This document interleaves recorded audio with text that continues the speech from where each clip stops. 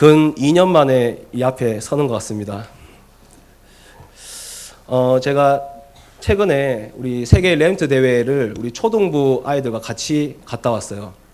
우리 한이, 그 다음에 기용이, 종혁이, 병민이, 윤재, 동윤이 갔다 왔는데 애들이 봉고차 타고 쭉 가는데 어떤 애가 그러는 거예요. 어떤 애가 선생님, 목사님이라도 안 해요. 선생님, 도로가 왜 이렇게 넓어요? 그러는 거예요. 도로가 16차선이라. 그래서 가는데 도로가 왜 이렇게 넓어요? 그런 거예요. 그 도로가 넓은 걸 제가 어떻게 설명하겠습니까? 근데 어떤 한 아이가 야 서울 아이가 하면서 이렇게 하는 거야. 그러니까 애들이 다 수긍을 해요. 또 갑자기 한이가 옆에서 제 보도석에 탔는데 옆에 강을 딱 보더니 그게 한강인지 아닌지 그건 잘 모르겠는데 제가 보기엔 낙동강이랑 비슷한 것 같아요. 그런데 선생님 하면서 강이 왜 이렇게 커요? 하면서 그런 거예요. 그러니까 또 뒤에서 어떤 애가 야 서울 아이가 하면서 막 하는 거예요. 그리고 또 가는데 또 기용이가 계속 그러는 거예요. 선생님 저게 63 빌딩이에요? 요게 63 빌딩이에요? 요게 63 빌딩이에요? 그러는 거예요. 63 빌딩이 아니다. 그러니까 그런데 왜 이렇게 건물이 높아요? 그러는 거예요. 그래서 층을 한 개 다 세봐요. 1층, 2층, 3층 저게 50층이라면서 막 그러는 거예요. 그러니까 뒤에서 또 어떤 애가 야야야 하면서 서울 아이가 하면서 그러니까 애들이 서울 아이가 그 한마디에 다 수긍을 해요. 그러니까 한이가 옆에서 지가 서울을 갔다 와봤는지 아닌지 잘 모르겠는데 한이가 옆에서 이래요. 야 서울 많이 발전했네 하면서 이렇게 한 거야. 그러는 거야. 근데 그거 들으면서 저는 뭔 생각이 드냐면 저희가 현장에서 양보하는 이유, 또 저희가 또 사랑하는 이유, 또 도와주는 이유, 그 모든 게 저희들이 복음 때문이라면 그래 복음 때문에 내가 도와야지, 복음 때문에 내가 양보해야지, 복음 때문에 사랑해야지, 그냥 복음 하나로 오케이 할 수 있는 교회라면 기도도 복음 때문에, 예배도 복음 때문에, 전도도 복음 때문에 그렇게 된다면 우리 외관 선교회는 절대 무너지지 않습니다. 우리 외관 선교회는 복음으로 완전히 원네스 될 겁니다. 주님 재림하시는 그날까지 20년 내에 민족을 살리는 모세와 같은 렘넌트 운동은 끊임없이 지속이 되겠죠. 그래서 우리 외관 선교회는 복음으로 하나가 돼야 됩니다. 그러면 복음은 뭘까요? 제가 저번 주에 우리 중고등부랑 계곡을 갔다 왔어요. 계곡을 갔다 왔는데 갔다 오니까 그 다리에 조그만한 점들이 이렇게 있는 거예요. 그 점들을 이렇게 톡톡톡 떼니까 무슨 바늘에 콕 찌르면 피가 뽕긋 나오지 않습니까? 그런 것처럼 지금 아직도 안 나왔어요, 지금.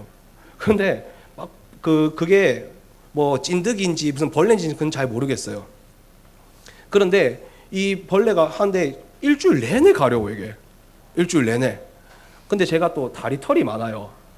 벌레들이 거기 딱 들어가고 난 다음에 나오질 못해, 털 안에서. 그래서 막 아웅다웅 하고 있는데 제가 그걸 다 해방시켜 줬거든요. 근데 그때부터 계속 다리가 가렵고 막 계속 피가 나오고 계속 그래요. 제가 이제 피부과를 좀 가볼까 싶은데, 그런데 이거 보면서 얼마나 지구상에 생물이 많은지, 곤충도 얼마나 많습니까? 심지어 강아지 한 마리를 보더라도 얼마나 종류가 많아요.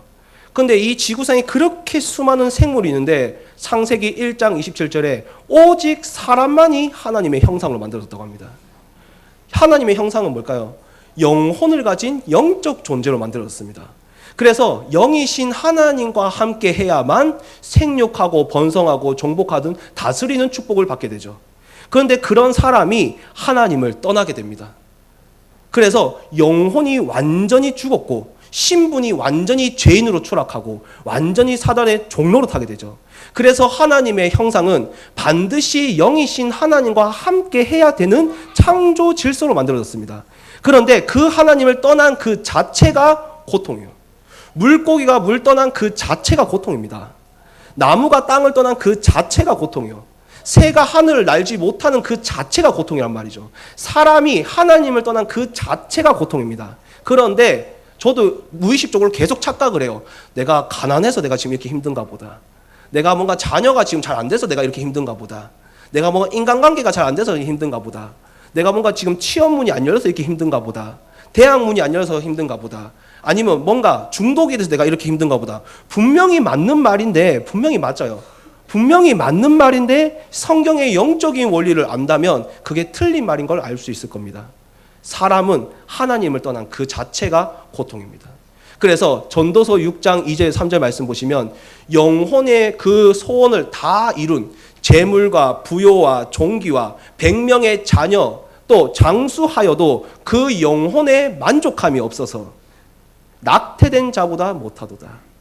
또 세상의 철학과 속임수, 그것은 사람의 전통과 세상의 초등학문을 따르는 거라고 했습니다.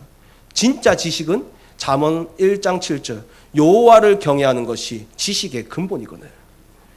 그래서 저희들이 뭐 열심히 산다, 착하게 산다, 그것마저도 이사야 64장 6절에 우리는 다 하나님 창조 질서를 벗어난 죄인이기 때문에 더러운 자 같아서 우리의 의는 바람같이 우리를 몰아간다고 하였습니다. 이 모든 걸 다 가진 솔로몬도 전도서 1장 2절 3절 말씀에 다 헛되고 헛되도다. 왜 그럴까요? 세상의 것으로는 절대 평안을 얻을 수 없기 때문입니다. 세상의 것으로는 절대 만족함을 얻을 수 없기 때문입니다. 세상의 것으로는 절대 수고하고 무거운 짐을 벗어날 수 없기 때문입니다.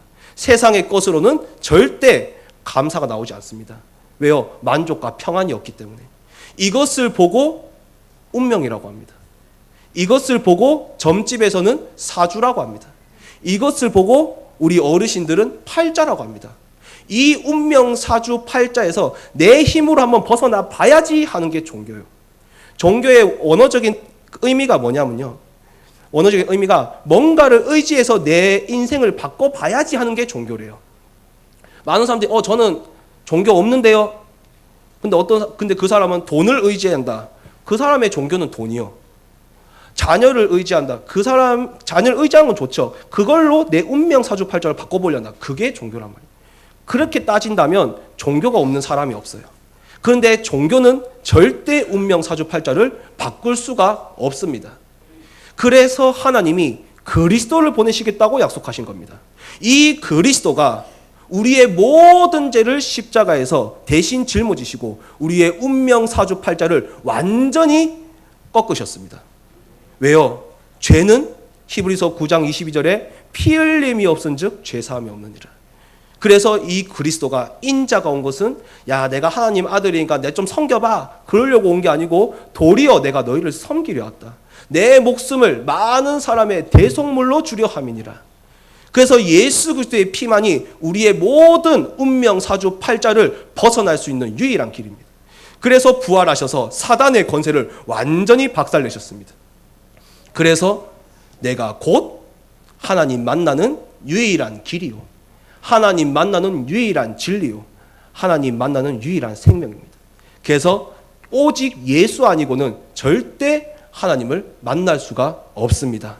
이 분을 보고 마태복음 16장 16절에 주는 그리스도시요 살아계신 하나님의 아들이십니다. 이 그리스도를 요한복음 1장 12절 아는 걸로 끝나는 것이 아니라 영접하는 자 곧 그 이름을 믿는 자들에게는 하나님 자녀가 되는 권세를 주셨으니 이 그리스도를 믿으면 하나님 자녀가 됩니다. 반대로 로마서 8장 12절에 이제는 더 이상 사단의 영을 받지 아니하고 무서워하는 영을 받지 아니하고 양자의 영을 받았으므로 하나님을 아빠 아버지라 부를 수 있느니라. 그래서 이 예수 그리스도를 믿으면 요한복음 3장 16절에 절대 망하지 않습니다. 영원한 생명을 얻게 됩니다. 요한복음 5장 24절에 사망에서 생명으로 옮긴다고 했습니다. 자, 그런데 하나님 자녀는 다르게 표현해요. 다르게 표현하는 지칭하는 그게 있습니다. 그게 바로 언약의 자녀입니다. 하나님 자녀를 보고 언약의 자녀라고 해요. 왜 언약의 자녀라 할까요? 또 언약은 다른 말로 하면 약속의 자녀입니다. 왜 언약의 자녀, 약속의 자녀라고 할까요? 요한복음 1장 1절에 태초에 말씀이 계시니라. 이 말씀이 하나님과 함께 계셨으니 말씀이 곧 하나님이시기 때문입니다. 그래서 하나님은 지금도 말씀으로 지금 저희들을 이끌어가고 계세요. 하나님은 지금도 말씀으로 저희를 인도하고 계세요. 하나님은 지금도 말씀으로 저희를 뭐라 될까요? 사로잡고 있습니다. 그래서 저희는 언약의 자녀예요. 그래서 로마서 8장 9절 말씀 보시면 이스라엘 사람이라고 다 하나님 자녀가 아니요, 하나님의 약속을 믿는 그 사람이 하나님의 자녀라고 했습니다. 교회를 다닌다고 다 하나님 자녀가 아니요, 부모님이 예수님 믿는다고 다 하나님 자녀가 아니요, 모태신앙이라고 하나님 자녀가 아니요, 하나님의 최고의 약속, 예수가 그리스도인 그 약속을 믿는 사람이 하나님의 씨라고 여김을 받으니라.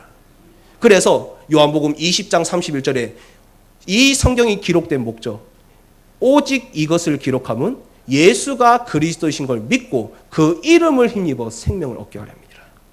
그래서 하나님의 말씀이 저희에게 임할 때 어떤 역사가 일어날까요? 히브리서 4장 12절에 하나님의 말씀은 살아있고 운동력이 있어 내 생각과 마음, 관절과 골수를 치유하십니다. 그래서 하나님의 말씀이 나에게 임할 때, 하나님의 말씀에 집중하기 시작할 때 틀린 나의 생각이 고쳐지기 시작하죠. 틀린 나의 육체가 치유가 되기 시작합니다. 언제 회복됩니까? 하나님의 말씀을 붙잡으시면 돼요. 미래가 불안합니다. 앞으로 어떻게 돼야 될지. 특히 우리 고3 랩런트들은 미래가 내가 어떻게 될지 제일 불안한 시기죠. 미래가 불안합니다. 그때 어떻게 해야 될까요? 시편 119편 105절. 주의 말씀은 내 발의 등이요 내 길의 빛이니이다. 불안을 내려놓고 하나님의 말씀을 붙잡으시면 됩니다. 또 이렇게 이야기합니다. 하나님의 말씀은 에스겔서 37장 3절에서 5절 말씀 보시면 하나님이 에스겔 목사님을 끌고 와요. 에스겔 목사님 끌고 와서 이렇게 이야기합니다. 마른 뼈들을 보여주면서 야, 이 마른 뼈들 살겠냐? 그러니까 에스겔 목사님이 뭐라고 하죠? 저희는 보통 두 가지로 이야기할 수 있을 겁니다. 네, 살 수 있습니다. 반대로 어떻게 뼈들이 살 수 있습니까? 이 두 가지로 저희들은 대답할 수 있겠죠. 근데 에스겔은 이렇게 이야기합니다. 주여, 그건 하나님이 아시나이다. 그러니까 하나님의 말씀을 대언해라. 대언은 뭘까요? 대신 전하라는 거예요. 하나님의 말씀을 대언하라. 이번 주 우리 강단 말씀이 현장에 말씀이 대언되기 시작할 때 마른 뼈들이 생기를 얻어서 살아날 줄 믿습니다. 우리 후대들이 언제 살아날까요? 우리 경제는 언제 살아날까요? 내 자신은 또 언제 살아날까요? 내 주변의 불신자 사람들은 언제 살아날까요? 그건 하나님이 아십니다. 우리는 하나님의 말씀을 붙잡으면 돼요. 그러면 하나님이 말씀으로 그 사람을 이렇게 세우는 거예요. 생사하복을 주관하시는 그 하나님께서. 또 이렇게 이야기합니다. 에베소서 6장 12절에 우리의 싸움은 혈과 육이 아니요. 우리의 싸움은 자녀와의 싸움도 아니요. 우리의 싸움은 경제와의 싸움도 아니요. 우리의 싸움은 공부와의 싸움도 아니요. 자존심, 상처와의 싸움도 아니요. 우리의 싸움은 이 어둠을 주관하는 세상의 통치자들, 즉 흑암과의 싸움이란 말이에요. 이 흑암과의 싸움을 저희가 어떻게 이길 수 있겠습니까? 에베소서 6장 17절에 말씀의 검을 가져라. 그래서 말씀을 붙잡을 때 가정에서, 학교에서, 직장에서, 불신자 현장에서, 또 심지어는 교회에서 영적으로 승리할 수 있단 말이에요. 그래서 말씀이 나의 능력이요, 말씀이 나의 치유요, 말씀이 나의 미래요, 말씀이 나의 참 승리 되십니다. 그래서 오직 말씀을 붙잡아야 되겠죠. 그래서 모든 문제, 갈등, 위기, 한계, 그거를 주님 앞에 내려놓고 저희는 뭘 붙잡는다요? 하나님 말씀을 붙잡으면 됩니다. 자, 그러면 그래서 저희는 언약의 자녀라는 겁니다. 근데 언약의 자녀는요, 언약의 여정을 걷게 하십니다. 언약의 여정을, 즉 말씀의 여정을 걷게 하십니다. 요한복음 15장 16절 말씀 보시면 너희가 예수님을 선택한 게 아니고 예수님이 나를 선택했는데, 선택한 건 좋습니다. 근데 뭐라고 적혀있죠? 너희를 택하여 세웠노니. 택한 걸로 끝나는 것이 아니라 하나님이 세워 나가십니다. 언제까지요? 빌립보서 1장 6절에 그리스도 예수의 날까지 나를 세워 나가십니다. 어디를 향해 세워 나가실까요? 빌립보서 2장 13절에 하나님은 각자에게 기쁘신 뜻을 두고 지금도 이끌어가고 계십니다. 김태현 부목사라는 이 존재는 전에도 없었어요. 한 번도 없었습니다. 후에도 한 번도 없었어요. 김태현이라는 이 부목사 이 존재는 지금 이 시간 전무후무하게 지금밖에 없습니다. 그 말은 김태현 부목사만 걸어가야 될 언약의 여정이 있단 말이에요. 각자에게 하나님의 기쁘신 뜻을 두고 지금도 언약의 여정을 걷게 하십니다. 근데 언약의 여정을 걷다 보면 여러 가지 문제를 만나요. 여러 가지 갈등을 만납니다. 왜 그럴까요? 언약의 여정을 걷다가 문제 갈등 때문에 막 흔들리잖아요. 근데 그 문제와 갈등을 통해서 하나님이 무엇을 하시고자 원하실까요? 첫 번째는 언약을 심기를 원하십니다. 어떤 언약이요? 그리스도의 언약이요. 창세기 22장 13절 말씀 보시면 하나님이 아브라함한테 번제가 아니라, 어린 양이 아니라 이삭을 드리라고 합니다. 얼마나 오매불망 기다린 아들 아니겠습니까? 100세 때 낳은 아들입니다. 100세 때 낳은 아들. 그런데 이 이삭을 그것도 번제로 드리라고 합니다. 목을 따고 내장을 꺼내서 불에 태우라고 합니다. 산에 올라갑니다. 이삭이 묻죠. 아버지, 번제 드릴 어린 양은 어디 있습니까? 그러니까 아브라함이 그건 주님께서 준비하실 것이다. 그리고 이삭을 묶어요. 그리고 찌르려고 하는데 하나님이 급하게 부르시죠. 아브라함아, 아브라함아. 그리고 옆에 수풀에 걸려있는 순양을 대신 번제를 드리게 합니다. 이삭이 가는 곳마다 축복을 많이 받았어요. 가는 곳마다, 파는 곳마다 우물이 다 나왔습니다. 사막 지역에는 그 당시에 우물이 돈이지 않습니까? 근데 이삭이 아브라함의 아들이라서 축복을 받았습니까? 이삭이 그 사건을 통해서 나를 대신해서 순양이 죽었구나. 그리스도의 언약이 완전히 각인돼 버린 거예요. 그러니까 가는 곳마다 하나님이 축복을 할 수밖에 없는 겁니다. 문제와 갈등을 통해서 하나님은 가장 첫 번째 그리스도의 언약이 나에게 심겨지길 원합니다. 예수가 너의 구원자야. 돈이 너의 구원자가 아니고, 자녀가 구원자가 아니고, 성공이 구원자가 아니고, 오직 그리스도가 너의 구원자야. 그거를 심기를 원하시는 겁니다. 두 번째는요, 언약을 전달하는 방향으로 하나님은 이끌어 가십니다. 물이 이렇게 있으면요, 일주일 지나면 어떻게 될까요? 우리 담임 목사님이 물을 안 드실 때가 많아요. 그러면 제가 하루 이틀만 지나도 이걸 청소를 합니다. 왜 그럴까요? 물이 썩기 때문에, 흘러가지 않으면. 이 언약과 복음이 나에게만 머물러 있으면 썩게 됩니다. 우리 사도행전 8장 1절 4절 말씀. 이 제자들이 첫 번째 교회를 세웁니다. 예루살렘 교회를 딱 세워요. 그런데 이 사람들이 우리 이스라엘 사람들만 예수님 믿어야 돼. 그래서 이스라엘 사람들한테만 계속 예수님을 전합니다. 그때 이 예루살렘 교회에 큰 핍박이 임하죠. 큰 핍박이 임해서 결국 제자들이 울며 겨자 먹기로 밖으로 나갑니다. 저기 마게도냐로, 소아시아로, 또 도마는 인도로, 또 뭐 아프리카로 여러 지방으로 다 떠납니다. 그러면서 4절 말씀에 뭐랬겠죠? 흩어진 사람들이 주의 복음을 전할세. 하나님은요, 두 번째 문제와 갈등을 통해서 내 주변에 언약이 흘러가길 원하십니다. 왜요? 디도서 1장 3절에 자기 때에 자기의 말씀을 전도로 나타내셨으니, 이 말씀이 전도로 하나님의 역사로 일어나게 됩니다. 디도서 2장 4절에 하나님의 소원이 세계복음하기 때문에, 이 세상의 끝이 마태복음 24장 14절에 온 세상에 전파되는 그날의 끝이 오기 때문에, 그래서 이 언약이 전달되어지기 원하죠. 그러면 저희 믿음의 결론은 어딜까요? 베드로전서 1장 9절에 우리 믿음의 결론이 있을 거 아니에요. 믿음의 결론이 영혼 구원이니라. 베드로전서 2장 9절에 너희는 택하신 족속이여 거룩한 나라를 왜 택했을까요? 또 이렇게 합니다. 어두운 데서 불러내. 왜 어두운 데서 불러냈을까요? 먼저 그의 기이한 빛에 들어가게 하신 이의 아름다운 덕을 선포하고, 즉 복음을 선포하게 하려고 가정에서, 가문에서 나를 먼저 부르시고, 직장에서 나를 먼저 부르시고, 우리 교회에서 먼저 복음을 알아듣게 하시고 우리를 먼저 부르셨습니다. 그래서 언약이 전달되는 방향으로 하나님은 반드시 문제와 갈등을 통해 또 하나님의 말씀을 이루어가고 계시죠. 그래서 첫 번째는 언약이 심겨지는 방향으로 나에게, 두 번째는 언약이 전달되는 방향으로, 세 번째는요, 언약이 작품이 되는 방향으로 하나님은 이끌어 가십니다. 작품은 뭘까요? 류 목사님이 늘 영원한 것을 남겨야 된다 그러죠.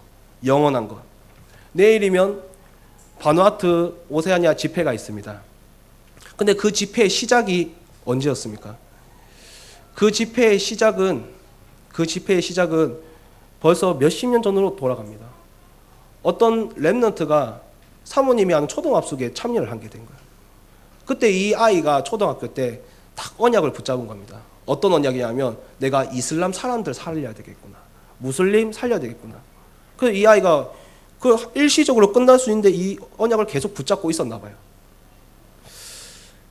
그리고 이 아이가 아랍어과에 진학을 합니다. 많은 사람들이 말려요. 아랍어과 무슨 돈이 되나 성공이 되나 뭐가 되나 아랍어과 왜 가냐. 그러니까 자기는 이슬람 복음을 해서 아랍어과 가야 된대. 우리 대학 입학이 3월이지 않습니까? 그런데 2월 달에 이젠 오리엔테이션을 하죠. 그 오리엔테이션에 이젠 참여를 하게 됩니다. 근데 그날따라 눈이 엄청 많이 왔어요. 그게 6년 전이죠. 제가 알테스 들어가기 직전입니다. 그리고 이 강당에 쌓인 지붕에 쌓인 눈이 너무 무거워서 무너져 내립니다. 그게 바로 경주의 마우리 리조트죠. 이 아이는 죽었습니다. 그리고 공개가 됐어요. 기도첩 사문을 한 거, 기도한 거 공개가 됐어요. 그런데 많은 사람들이 비난했습니다. 심지어는 우리 사모님도 비난했어요. 왜 아이한테 이상한 거 심어가지고 애가 아랍어과 가게 해가지고 이렇게 사모님 뭐 그걸 알았겠습니까? 그런데 많은 사람들이 또 얘가 이렇게 언약 잘 잡았는데 이렇게 기도 열심히 했는데 사모님도 이렇게 열심히 했는데 완전 헛된 죽음 맞이했다 하면서 막 그걸 비난했어요. 근데 이 아이에게 나온 그 보험금으로 이 부모님이 바누아투에 있는 곳에 유치원을 짓게 됩니다. 완전 100%. 그 이름이 바로 이 아이의 이름을 따서 성은 빼고 헤룬 유치원이죠. 그리고 헤룬 초등학교도 생기게 됩니다. 그러면서 6년 만에 내일 15나라 왕들이 류 목사님이 전하시는 복음을 듣게 됩니다. 그렇다면 제가 그걸 보면서 뭘 느끼냐면 이 아이는 20살밖에 안 살았어요. 20년밖에 안 살았어요. 저는 그에 비해서 13년을 더 살았습니다. 13년을. 그런데 이 아이는 20년을 살았지만 짧게 살았지만 영원한 걸 남겼구나. 비록 나는 33년을 살았지만 나는 이 아이에 비해서 나는 남기지 못했구나. 오래 산다고 남기는 것이 아니구나. 그렇다고 짧게 산다고 못 남기는 것도 아니구나. 언약을 잡는 자가 남기는 거구나.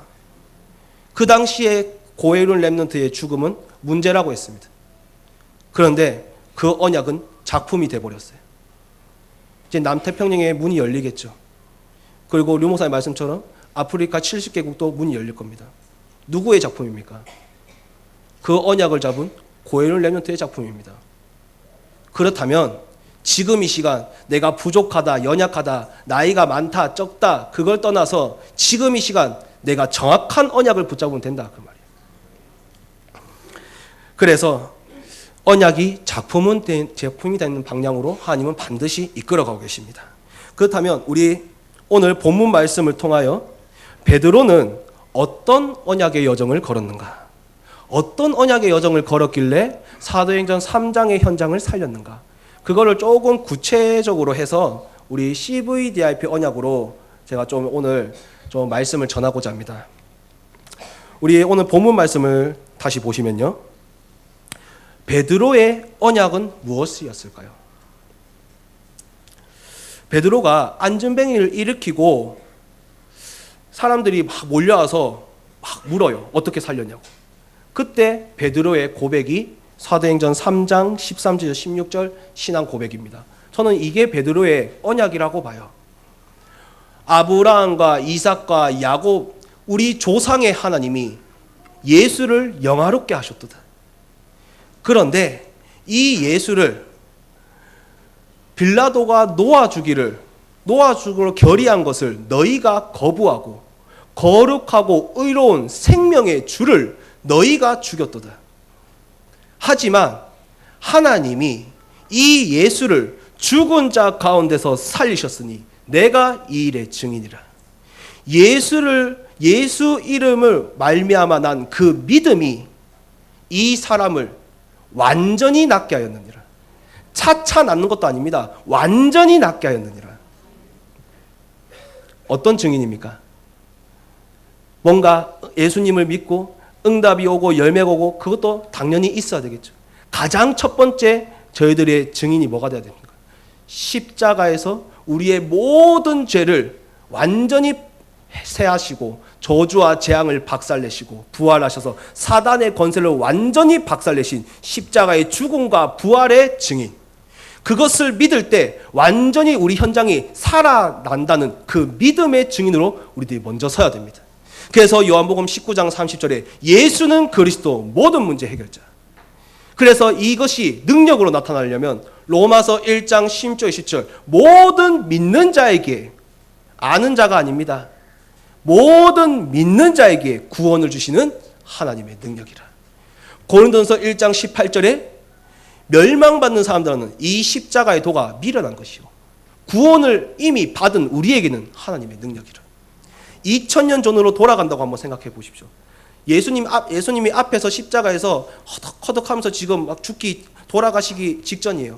그걸 딱 볼 때 말 그대로 조금 비속어를 써서 개죽음처럼 보이나? 아니면 그것이 진짜 구원을 주시는 십자가의 능력으로 보이는가? 멸망받는 사람들에게는 십자가의 도가 미련하게 보이고 구원을 받은 우리에게는 하나님의 능력입니다. 그래서 저희들의 오직 언약은 예수는 그리스도 모든 문제 십자가에서 끝나버렸습니다. 그렇다면 베드로의 비전은 뭘까요? 베드로의 비전은 사도행전 3장 2절에서 4절 말씀이 될 수 있겠죠. 안전뱅이 앞에 수식어를 한번 보십시오. 날마다 성전 미문에 앉아 구걸하는 안전뱅이입니다. 날마다. 그 말은 무슨 말일까요? 베드로가 성전을 한 번도 안 갔겠습니까? 한 번은 갔겠죠. 그러면 이 안전뱅이를 봤을 겁니다. 무심결에 지나갔겠죠.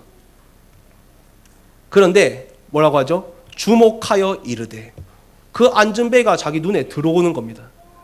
날마다 보는 사람들, 또 내 현장에 날마다 있는 그 사람들에 대한 그 시선이 바뀌어버리는 겁니다. 어떻게요? 첫 번째는 나면서부터. 뭐라 적혀있냐? 안전뱅이가 나면서부터 안전뱅이.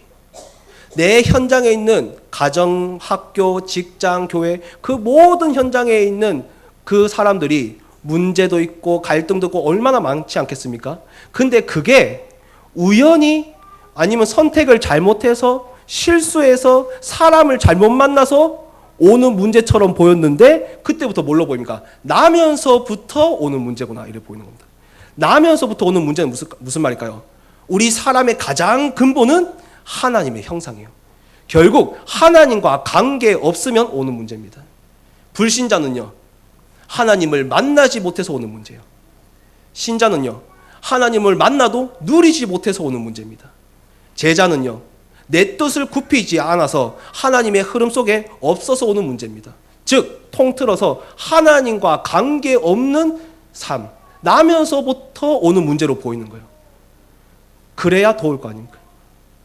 두 번째 시선은요, 성전 미문에 앉은 안전뱅이. 우리 외관 성격의 이 좋은 건물이 교회지만 사실상 따지고 보면 교회당이죠. 성경에 말하는 진정한 교회는 하나님의 성령을 모신 내가 곧 성전입니다. 내가 곧 교회입니다. 그러면 이번 주만큼은 매주 강단 말씀을 통해 하나님이 한 주간 저희들을 완벽하게 이끌어 가시고 성취하시는 게 맞다면 이번 주만큼은 내가 성전이고 성전 미문에 앉은 안전뱅이는 나에게 내 주변에 내 현장에 있는 그 사람들이 성전 미문에 앉은 안전뱅이로 보여야 됩니다. 내가 한 번도 내 옆에 붙여놓고도 하나님이 정확한 복음을 내가 전하지 못했구나. 또 이 사람은 한 번도 정확한 복음을 듣지를 못했구나. 교회를 데리고 오란 말이 아닙니다. 영접시키란 말도 아닙니다. 한 번은 예수님이 누군지 정확히 알아야 될 거 아니에요. 성전 미문에 앉은 안전뱅이. 세 번째 시선은 뭘까요? 구걸 학원을. 뭘 구걸할까요? 살려달라고 구걸하는 거예요. 막 예전에는요, 내 주변에 성전 미문에 앉아서 저에게 붙여준 그 영혼들이 왜 이렇게 나를 힘들게 할까? 가족이, 자녀가, 직장 동료가, 아니면 교회 사람들이 왜 이렇게 나를 힘들게 할까? 왜 이렇게 나를 어렵게 할까? 왜 이렇게 나를 귀찮게 할까? 이렇게만 봤는데 그때부터 어떻게 시선이 바뀔까요? 살려달라고 하는 거구나. 제발 좀 날 좀 살려달라고 신음하는 거구나. 영적으로 나한테 지금 구걸하는 거구나. 이렇게 시선이 바뀌어져 버리는 겁니다. 그렇게 돼야 세 번째, 우리 베드로의 꿈, 내가 이 사람들을 살려야 되겠구나, 이 꿈을 꾸게 되죠. 그게 바로 사도행전 3장 6절 12절입니다. 뭐라고 이야기하죠? 은과 금은 내게 없거니와 내게 있는 것을 너에게 주노니 나사렛 예수 그리스도의 이름으로 일어나 걸어라. 무슨 말일까요? 베드로의 비전, 나면서부터 내 주변에 있는 사람들이 나면서부터 오는 문제라고 보여지는 사람은 나면서부터 오는 문제인데 내가 어떻게 해결하겠습니까? 나면서부터 오는 문제가 아니고 인생을 살다가 그냥 오는 문제라면 뭔가를 만나서 실수를 해서 그러면 좀 도울 수 있겠죠. 근데 내 시선이 완전 바뀌어버린 거예요. 모든 문제가 하나님 떠나서 하나님과 관계없어서 살아가고 있다가 오는 문제가 보이는데 어떻게 은과 금으로 돕겠습니까? 은과 금은 뭘 뜻할까요? 세상의 능력을 뜻하지 않겠습니까? 은과 금이 아니요 오직 복음으로 내가 이 사람을 살려야 되겠구나. 그리고 이렇게 세우고 난 다음에 사람들이 확 몰립니다. 그때 베드로가 뭐라고 이야기하냐? 왜 내 개인의 경건과 권능으로 내가 이 사람을 살린 것처럼 왜 나를 주목하느냐? 무슨 말이죠? 내가 신앙생활 얼마나 열심히 했고 얼마나 뭐가 오래 했고 개인의 경건과 권능으로 살리는 게 아닙니다. 예수 그리스도의 이름으로 살리는 거예요. 예수 그리스도의 이름을 믿는 믿음으로 살리는 겁니다. 내가 부족하고 연약해도 예수 그리스도를 믿는 믿음으로 살리는 거예요. 그것이 언제요? 예수 그리스도의 이름으로 내가 내게 있는 것을 너에게 준다. 줄 때 그 사람이 살아나는 거 알겠습니까? 나는 그리스도를 믿어서 저주와 재앙이 끝났습니다. 나는 끝났지만 옆 사람은 안 끝났어요. 옆 사람은 안 끝났다. 그 사람이 그리스도를 받아야 저주와 재앙이 끝나는 겁니다. 그러면 옆 사람을 놓고 기도한 건 다 헛된 것입니까? 우리 현장에 있는 사람들을 놓고 기도하면 하나님의 은혜를 베푸시고 긍휼을 베푸셔서 이 복음을 듣고 믿고 알게 해주시는 기회를 허락해 주시는 겁니다. 그래서 저희들은 예수 그리스도의 이름을 그 이름으로 그 현장에 전달해야 되겠죠. 그렇게 되면 네 번째, 우리 베드로의 이미지는 무엇일까요? 그게 바로 사도행전 3장 1절입니다. 제9시 기도 시간에 이 복음이 우리 목사님께서 최근 자주 말씀하시죠. 데살로니가전서 1장 5절 말로만 이르는 것이 아니라 성령과 능력과 큰 확신으로 이 복음이 증거되어야 되는 거예요. 왜요? 아무리 말로 해도 결국 이 복음에 하나님이 역사하지 않으면 아무 소용이 없기 때문에 이번 금요철 예배 때 류광수 목사님이 이런 말씀하시대요. 기도할 수 있는 힘이 있다면 어디를 가도 상관없다. 그런데 제9시 기도 시간에 제9시는 언제냐? 오후 3시입니다. 우리나라의 하루의 끝은 밤 12시예요. 유대인들의 하루의 끝은 오후 6시입니다. 그러면 제9시 오후 3시는 뭘 뜻하죠? 하루의 일과를 다 마치고 이젠 자기의 여가 생활하는 그런 여유의 시간이란 말이에요. 근데 그 제9시 기도 시간에 베드로가 기도하러 간 겁니다. 잠시지만 반대의 인물이 있어요. 다윗. 한참 낮잠 자고 일어나서 제9시 기도 시간에 기도는 하러 가지 않고 어디로 가냐? 옥상을 거닐다가 자기 부하의 와이프 밧세바가 모욕하는 거 보고 음욕을 품습니다. 그리고 큰 재앙을 한번 맞이하게 되죠. 같은 제9시 기도 시간에 한 사람은 사람을 살렸고 한 사람은 저주와 재앙을 불러들였습니다. 그 말은 여가 시간에 영화 보지 말란 말도 아니고 TV 보지 말라는 말도 아니고 뭘 하지 말란 말이 아닙니다. 하나님의 능력이 이 복음이 성령과 능력과 큰 확신으로 나에게 오는 그 제9시 기도 시간이 있어야 된다 그 말이에요. 그래서 고린도전서 2장 4절에서 5절 말씀에 내 말과 내 전도함은 설득력 있는 지혜의 말이 아니고 성령의 나타나심과 능력으로 하여 믿음은 사람의 지혜에 있는 것이 아니라 하나님의 능력이 있습니다. 그래서 기도하는 사람에게 이 복음이 능력으로 전달되어지게 되죠. 그렇다면 우리 목사님께서 333에 도전하라고 했습니다. 제9시 나의 시간에 9분을 투자하는 겁니다. 3분은 뭐죠? 말씀에 집중하는 시간. 3분은 뭐죠? 기도에 집중하는 시간. 3분은 뭐죠? 찬양에 집중하는 시간. 이 복음이 나에게 권능이 뭡니까? 하나님의 것이 내 것이 되는 것을 보고 권능이라고 합니다. 이 복음이 나에게 능력과 성령과 확신으로 다가오는 그 권능의 시간이 제9시 기도 시간이란 말이에요. 그렇다면 나는 제9시 기도 시간에 무엇을 하고 있는가? 저희들이 한번 점검해 봐야 되겠죠. 그리고 마지막은 베드로의 실천입니다. 사도행전 3장 7절이죠. 베드로가 나사렛 예수 그리스도의 이름으로 일어나 걸어라 믿음으로 선포했습니다. 그걸로 끝난 것이 아니라 믿음으로 그 사람의 오른손을 잡고 일으켰어요. 믿음으로 선포했으면 믿음으로 그 사람의 오른손을 잡아야 됩니다. 일으키시는 건 하나님이 일으키신단 말이에요. 왜요? 여호수아 14장 12절에 저희들의 모든 현장의 산지를 하나님이 이미 우리에게 주셨다고 약속하셨습니다. 이스라엘 사람들이 가죠. 근데 아낙 산지를 만납니다. 이 아낙 산지가 이 사람들이 너무 강해요. 그 성읍들은 너무 크고 견고합니다. 그때 완전히 할아버지 된 갈렙이 뭐라고 이야기합니까? 하나님이 말씀하시기로 이 산지를 우리에게 주시기로 약속했지 않습니까? 아낙 사람이 아무리 크고 강해도 그 성읍이 아무리 견고할지라도 하나님이 나와 함께 하시면 이 성읍을 나에게 주실 줄 믿습니다 하고 갈렙이 그 산지를 정복해 버려요. 그래서 여호수아 1장 2절 6절 모세와 함께 있었던 것처럼 하나님이 지금 우리와 함께 하시겠다고 약속하였습니다. 그래서 강하고 담대하라 믿음으로 나아가라는 거예요. 믿음으로 도전하라는 겁니다. 야고보서 2장 22절 26절에 실천이 없는 믿음은 죽은 것이라고 하셨어요. 그래서 믿음으로 실천하시면 됩니다. 왜요? 저희들의 현 주소는 빌립보서 4장 12절 13절 내게 능력 주시는 자는 따로 있기 때문입니다. 내게 능력 주시는 자는 오직 하나님입니다. 그래서 마태복음 19장 26절에 사람은 할 수 없지만 하나님은 다 하실 수 있느니라. 그 믿음으로 저희들이 나아가야 되겠죠. 그렇다면 우리 결론 말씀에 이 언약의 여정의 목표는 어딜까요?